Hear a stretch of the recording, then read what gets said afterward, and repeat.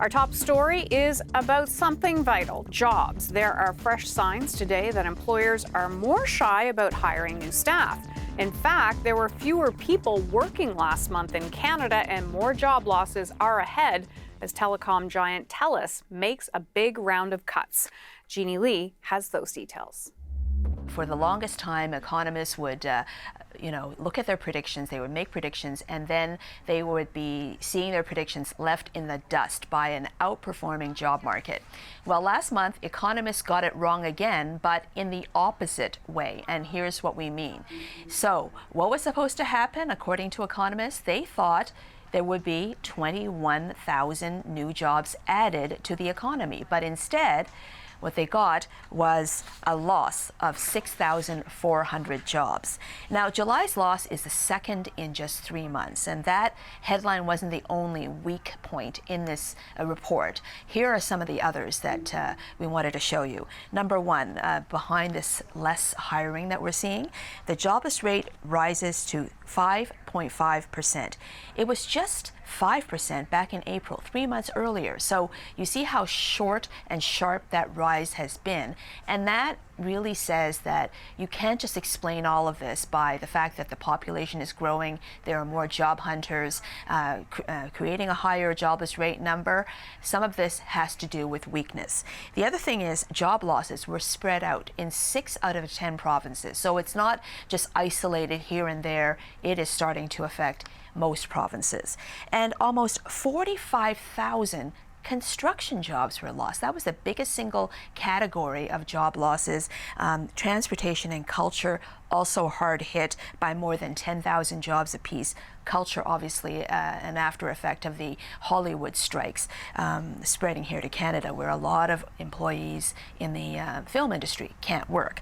Now, when you have that kind of big loss in building, especially in construction, that is not a great sign that says strength in the economy.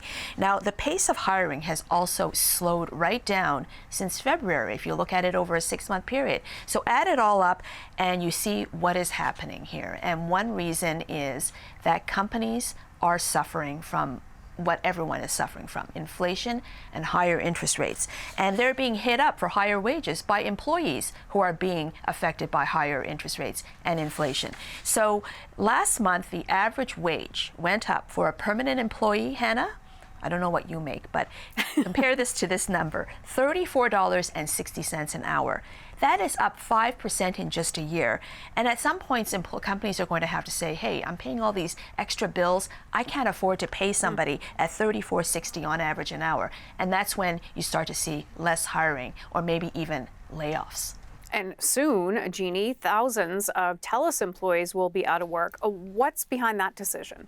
Well, more of what we just talked about, really. So there are 6,000 job cuts at TELUS. That was announced today. And that's about 5% of the entire global workforce. So there's still a lot of people working for TELUS, no question about that. But here's what's happening. The CEO calls it, quote, an extensive efficiency initiative.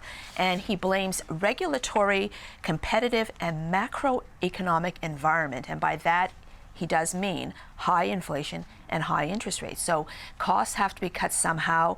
We also saw that TELUS profits dropped by quite a lot, $126 million less. That was the amount, the hit to profits, or 61% drop in the latest quarter.